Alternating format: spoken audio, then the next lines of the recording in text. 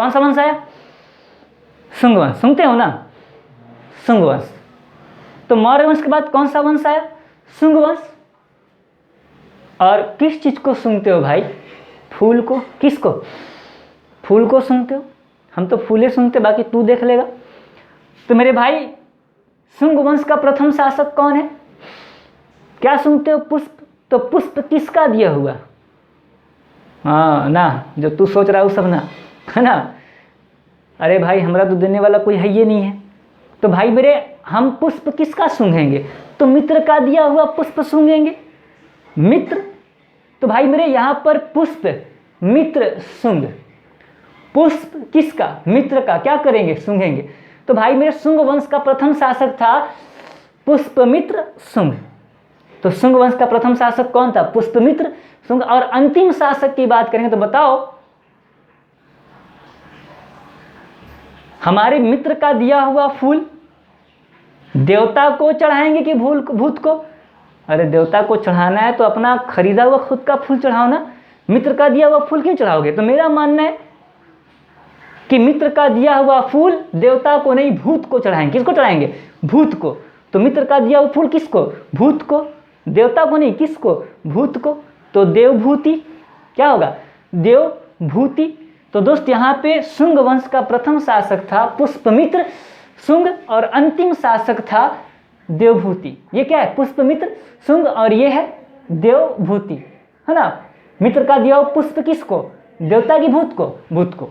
पुष्पमित्र शुंग। अब इसके बाद हम लोग बात करेंगे शुंग वंश का प्रथम शासक कौन था? आपने देखा पुष्पमित्र शुंग। अंतिम कौन था? आपने देखा देवभूति। इसके बाद हम लोग बात करेंगे शुंग वंश के बाद कौन सा वंश आया? तो कणव वंश। कौन सा? कणव वंश। कणव वंश का मतलब क्या? कान में जो एक रिंग टाइप का होता है उसको हम कणव कहते हैं, कणव वंश। और हमारे कृष्ण भगवान के पिता का नाम क्या था? वासुदेव। क्या था? वासुदेव। तो हमारे कणव वंश के संस्थापक कौन थे? वासुदेव। और अंतिम शासक तो हमारे वासुदेव के एक पुत्र कृष्ण भगवान और वासुदेव का एक और छोटे पुत्र थे जो बहुत शर्मीले थे।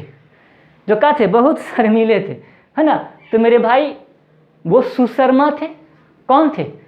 बकवास कर रहे हैं, है ना। ये हकीकत नहीं कि कृष्ण के जो है कि भाई हैं, बकवास कर ताकि चीज़ों को आपके दिमाग में फिट किया सके।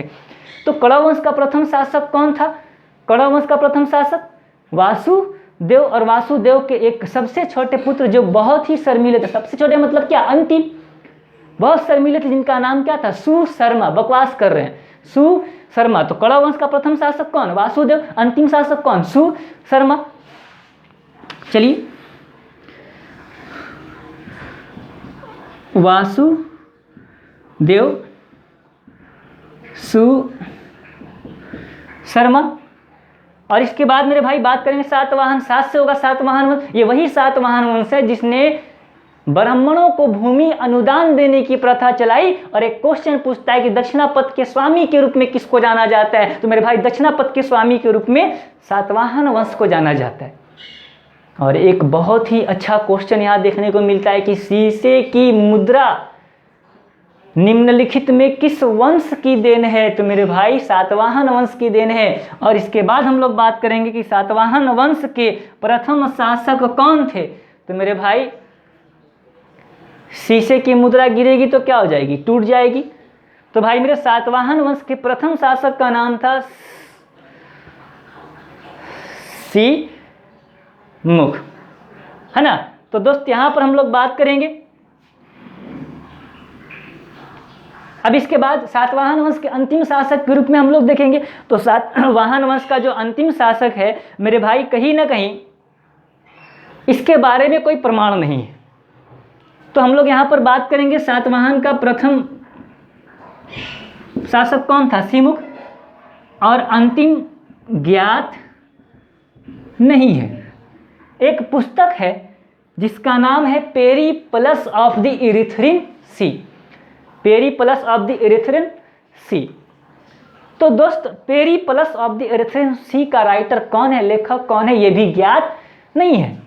तो दोस्त यहाँ पे सातवाहन वंश का अंतिम शासक कौन है? तो कुछ पता नहीं। एक बार जल्दी से रिकैप लगा लेते हैं सभी क्लासेस को जो अभी तक आपने पढ़ा है। हमने कहा कि जो भी क्लासेस आपके लिए जाएंगे अगर वो 1 घंटे के तो उनको 5 मिनट में भी समाप्त किया जा सकेगा रिकैप के क्लासेस में। और रिकैप बहुत ही इंपॉर्टेंट होता है आपके किसी क्लासेस के लिए। ज़रा बताइएगा ये कौन सा खेल है, कितने खिलाड़ी, कितने खिलाड़ी, 5 या समझ पा रहे हो ना। तो ये हमारा क्या है, बास्केटबॉल कितने खिलाड़ी हैं, 5। और ये क्या है बोलोगे, वॉलीबॉल कितने हैं, 5 1 6। इसके बाद हम लोग बात करेंगे कबड्डी में कितने थे, कनेवा, कबड्डी में कितने, कनेवा 7, कबड्डी में कितने, नेटबॉल में, वाटर पोलो, पोलो में कितने, सबसे अधिक खिलाड़ी किस खेल में होते हैं, रग्बी, फुटबॉल कितने होते हैं, 15 होते हैं। ये कौन सा खेल है, जिम्नास्टिक, कितने खिलाड़ी हैं, 8 है। खाखा, खो खो में कितने खिलाड़ी हैं, बसबॉल, बेसबॉल में कितने खिलाड़ी हैं। और हमारे आसपास के जो खेल हैं, फुटबॉल कितने खिलाड़ी हैं, क्रिकेट में कितने खिलाड़ी हैं, मेरी बात समझ पा रहे हो। आप बात करोगे हॉकी में कितने खिलाड़ी हैं, आइस हॉकी में कितने हैं, दिख पा रहे हो, देख पा रहे हो आप। इसके बाद हम लोग बात करेंगे कि टेनिस में कितने खिलाड़ी है, स्कूनर में 1 वगैरह की बात यहाँ पर करेंगे हम लोग, रेगुलर क्लास में देखेंगे। इसके बाद भाई मेरे हमने कहा वंशों के बारे में, तो भाई मेरे ये कौन सा वंश है, हर्यक वंश। प्रथम शासक कौन था, अंतिम शासक कौन था, हर्यक वंश के बाद कौन सा शासक, कौन सा वंश आया, तो भाई मेरे शिशुनाग वंश। ये कौन सा वंश है, शिशुनाग। शिशुनाग वंश की स्थापना किसने की, वह कौन सा शासक था जो कहीं ना कहीं प्रजा के द्वारा चुना गया, तो शिशुनाग था। इसके बाद हम लोग बात करें शिशुनाग का प्रथम शासक कौन था, भाई मेरे शिशुनाग था।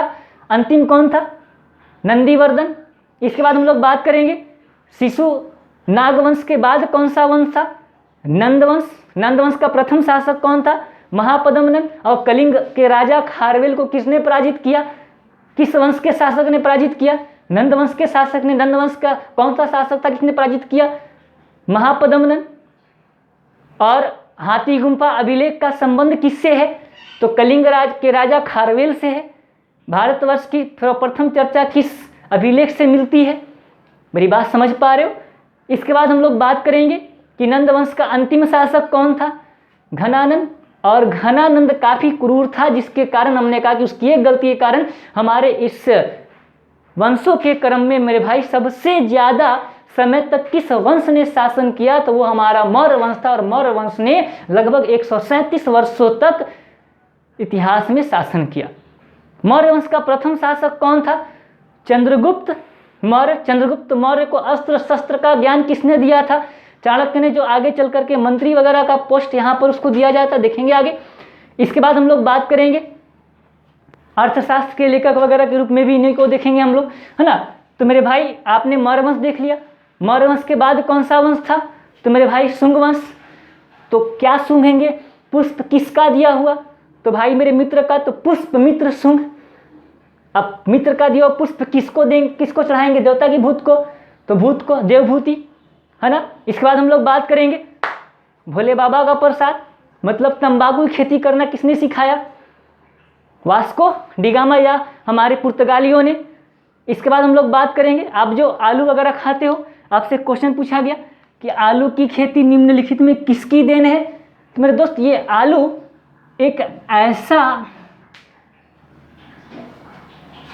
ऐसा यहाँ पर एक भोज्य पदार्थ है मेरे भाई, जिसमें आप देखोगे एक वेजिटेबल ये ऐसा है जिसमें सारी चीज़ें अवेलेबल है। इसमें कार्बोहाइड्रेट भी पाया जाएगा,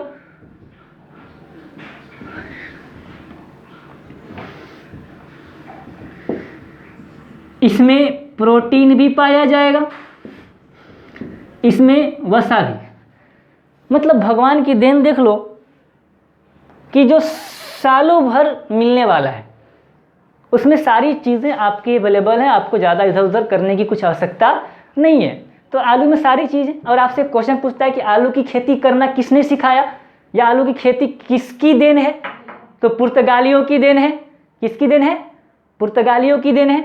तो ये सारी चीज़ें आपको कहीं ना कहीं दिख रही हैं। अब इसके बाद हम लोग बात करेंगे शुंग वंश के बाद कौन सा वंश है, कण्व वंश। कौन सा वंश है, कण्व वंश। कण्व वंश के प्रथम शासक कौन है, तो कण्व वंश के प्रथम शासक है वासुदेव। और कण्व वंश के अंतिम शासक कौन है, तो सुशर्मा। कौन है, सुशर्मा। अब इसके बाद हम लोग बात करेंगे हमारे सातवाहन वंश की बात, तो सातवाहन वंश के बारे में कुछ बातें मैंने बताई कि सातवाहन वंश का प्रथम शासक कौन था, सिमुक था। अब इस सातवाहन वंश के बारे में हम लोग बात करेंगे कि दक्षिणापथ के स्वामी के रूप में किसको जाना जाता है, सातवाहन को जाना जाता है। और इसके बाद हमने कहा कि ब्राह्मणों को भूमि अनुदान देने की प्रथा किसके द्वारा चलाई गई या किस वंश के शासकों के द्वारा चलाई गई, तो मेरे भाई सातवाहन वंश। और शीशे की मुद्रा, शीशे के सिक्के किसने चलाए, तो सातवाहन वंश के शासकों ने चलाए। और इसके बाद हमने कहा था कि पेरिप्लस ऑफ द इरेथ्रियन सी एक ऐसी पुस्तक है जिसका लेखक क्या है, अज्ञात है। तो मेरे दोस्त ये सारी चीज़ें हमने देखी। हो सकता है थोड़ा वीडियो काफ़ी बड़ा हो गया होगा, कोई बात नहीं। आपके क्लासेस जो रेगुलर चलेंगे तो वो रेगुलर क्लासेस लगभग आपके इसी समय के लिए चलेंगे। तो दोस्त आज के लिए इतना ही, क्लासेस ओवर, मिलते हैं नेक्स्ट क्लासेस में। जय हिंद।